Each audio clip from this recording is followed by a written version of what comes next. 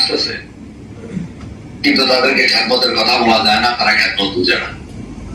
আমি আপনাদেরকে বলবো, আপনারা নতুন লোক আহ্বান করেন, খ্যাতমতের প্রয়োজন নেই। তাদেরকে খ্যাতমতের কথাই বলবেন না, তাদের সাথে খ্যাতমতের কোনো আলোচনাই করবেন না। আপনাদেরকে একটা কৌশল আমি শিখাই দিই। আমরা ছেলেবেলায় আমরা দেখেছি, আমাদের বাবা মা আমাদের জন্য তা করেছে। যেমন একটা শিশু বাচ্চা জন্ম নেওয়ার পরে তার মুখে মধু দেওয়া হয়, দেখেছেন না? আমাদেরকে আমাদের বাবা মা দিয়েছে মধু। এক ফোঁটা মধু যখন বাচ্চাকে দেয়, মধু চাটতে থাকে বাচ্চাটা। একটা রাবারের একটা, এটা কি বলে, নিপল, যে মুখের মধ্যে দিয়ে বাচ্চারা চুষে দিয়ে রাখে বাবা মা, ওটার মধ্যে এক ফোঁটা মধু দিয়ে, ওই মধুটা শেষ হয়ে যাওয়ার পরেও কিন্তু বাচ্চারা কিন্তু চাটতেই থাকে, তার চাটা বন্ধ হয় না।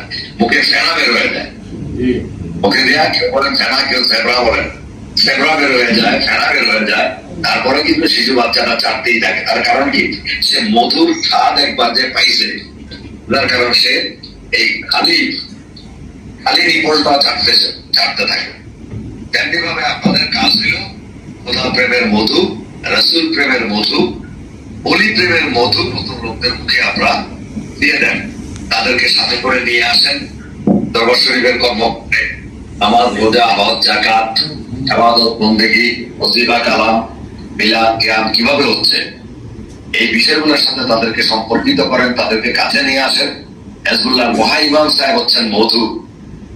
সেই মধুটা একবার তাদের নজরে এবং জিহ্বায় দিয়ে দেন, দেখবেন যে এই যে চাটা শুরু হয়েছে, চাটতে এক সময় দেখবেন যে খালি নিপলটা ফেনা উঠা যাবে। তখন আর আপনাদের কিছু করতে হবে না। সেই মধুর স্বাদের আশায় তারা নিজেরাই ঘুরতে থাকবে। তখন নিজের পকেটে নিজে হাত দিবে, নিজের পকেটে হাত দিতে পকেট ছিঁড়ে ফেলবে, খ্যাতমত তখন নিজেই করবে। আবার দেখবেন যে মানুষের পকেটে হাত দিতে আপনাদের মতো মানুষের পকেটে ছিঁড়ে ফেলবে। অতএব আমাদেরকে এখন কৌশল নির্ধারণ করতে হবে। আমরা যে জিনিসটা বন্ধ করে দিয়েছি, হুজুর কেবলা আগে আমাদেরকে বলতেন যে বাবা তোমরা যখন দরবার শরীফ আসবে 2-4 জন করে সাথে নতুন লোক নিয়ে আসবা। আমরা সেই জিনিসটাই ভুলে গেছি, আমরা সেই কাজটাই বন্ধ করে দেব। হুজুর কেবলা মিশনের গুরুত্বপূর্ণ একটা অংশ হচ্ছে নতুন লোক দরবার শরীফে নিয়ে আসা। আপনাদের ঢাকা মহানগর উত্তর দক্ষিণের প্রত্যেকটা লোককে আমি বারে বারে বলেছি, জুমার নামাজের দিন অন্তত পক্ষে মহামান্য চেয়ারম্যান সাহেব যেদিন সাক্ষাৎ করেন সেই দিন আপনার ছেলেরা আসে না, তার ছেলেটাকে হাতে করে নিয়ে আসেন, বাইকে নিয়ে আসেন, ভাতিজাকে নিয়ে আসেন, বন্ধুকে নিয়ে আসেন, এভাবে সাথে করে নিয়ে আসেন। তারা নামাজ পড়লো, ওজিফা কালাম করলো, মিলাদ কিয়াম করলো, খোদা প্রেমের স্বাদ তাদের জিহ্বায় লাগলো।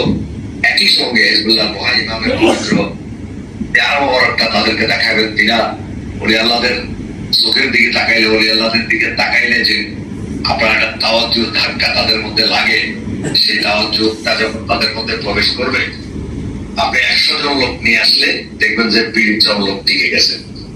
যেহেতু 2 আনার কথা বলছেন, 100 জন লোকের মধ্যে দেখবেন যে 20 জন লোক আপনার টিকে গেছে।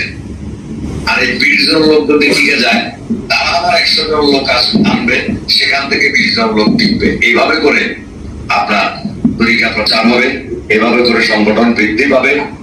আজকে দেখেন নতুন লোকরা, পুরাতন লোক এখন কয়জন আছে দেখেন আপনাদের সাথে খ্যাতমতে ডাকের পার্টিতে? নাই, খুব অল্প সংখ্যক। পুরাতন লোক যা সব আছে তারা ওই বিরোধী পক্ষে আছে। আমাদের এই পক্ষে পুরাতন লোক শুধু নেতৃত্বে কিছু লোক আছে, আর বাকি দেখেন এখন তরুণ যুবকরা যারা আসতেছেন সব নতুন লোক। এরা কিন্তু একসময় খ্যাতমত করে না, এখন কিন্তু তারা খ্যাতমতের স্বাদ তাদের মধ্যে আসবে। অতএব খ্যাতমতটা শুধু কিন্তু মুখ্য বিষয় না, এই খ্যাতমত দিয়ে আমাদেরকে জড়াই ধরে রাখছে। এই খ্যাতমতের মধ্যে বহু কিছু